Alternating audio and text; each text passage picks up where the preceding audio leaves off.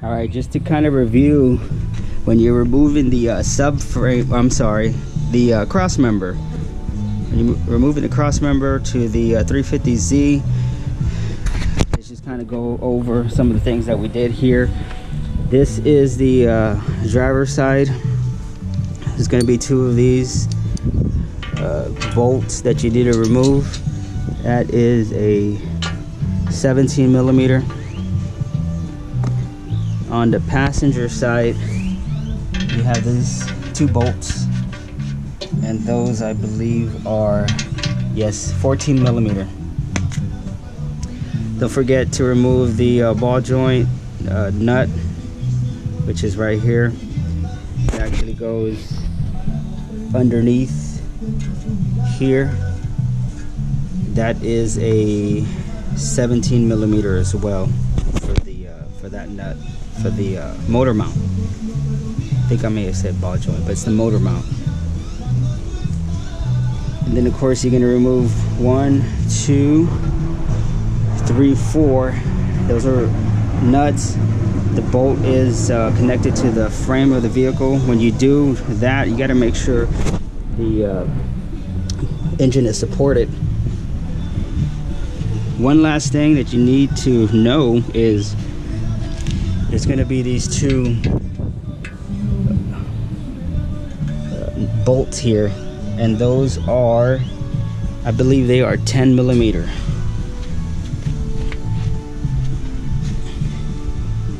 All right, you do got to remove these to drop the subframe cross member. Keep the same subframe, but to drop this cross member. So once you remove all of those, then you're good.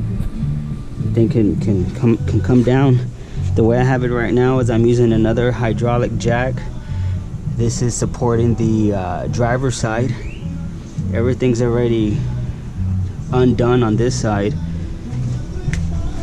Then you come over here to the passenger side.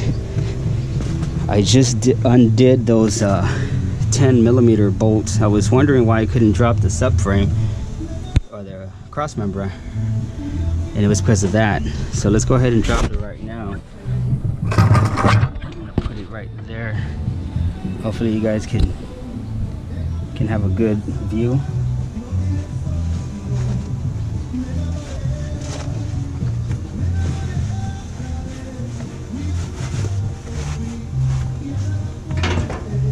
All right, so let's go ahead and drop it. I was using this transverse link here to my advantage, help support it. So now I'm gonna,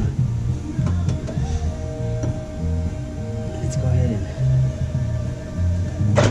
there you go. Okay, now the reason why it's not going all the way down is because I have the driver's side supported with the smaller hydraulic jack.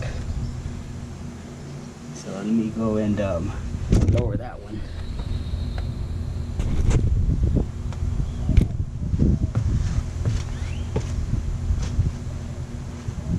I'm going to lower the driver's side.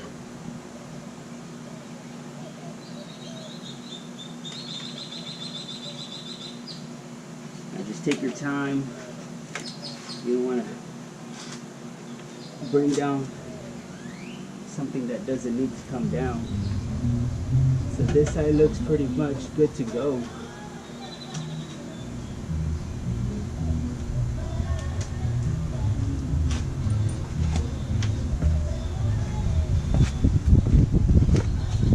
Alright, so one thing you want to make sure is over here on the rack and pinion.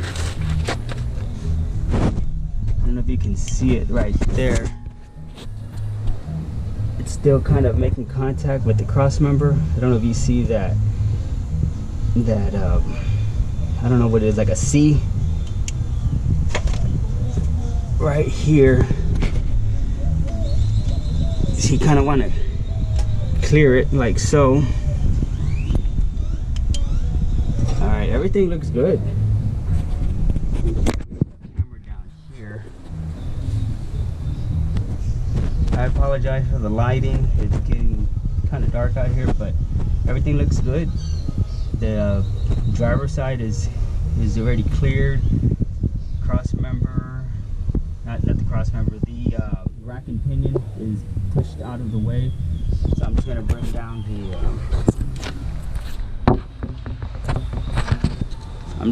down the passenger side. Remember, I'm using this to kind of support it.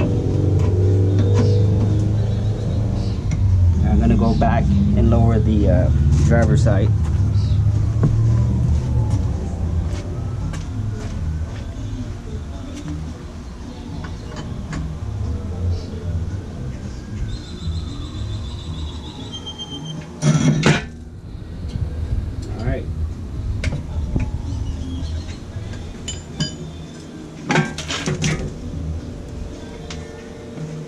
So that's it, it's out.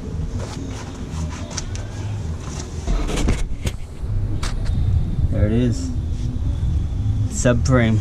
The cross member is out. As you can see, this one was bent. You can see it right there.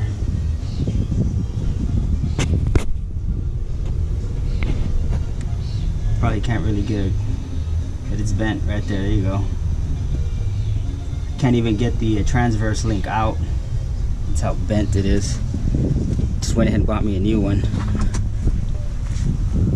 Let's come over here to the driver's side. And this one's bent as well. However, I was able to remove the transverse link on this one. But we're done. Let's go ahead and pull it out.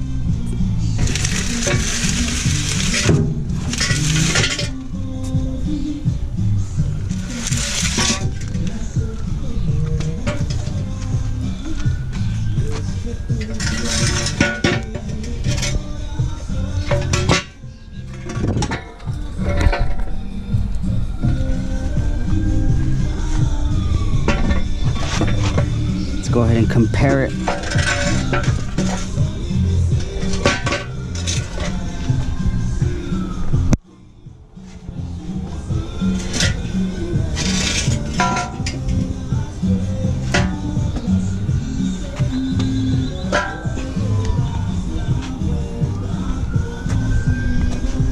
Everything looks good. I mean, what I like to do is, this is the old one, or the original one, so you got 1, 2, 3, 4, 5 holes. The replacement, 1, 2, 3, 4, 5. You got this, you got this,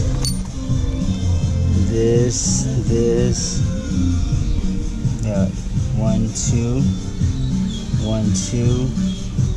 You got that, 1, 2, 1, 2. You got this, you got this,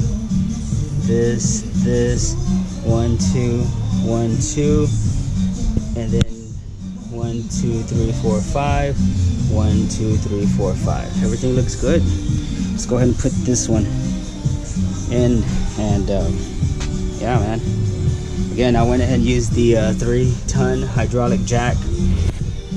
Got a piece of wood, using that as a buffer, and yeah.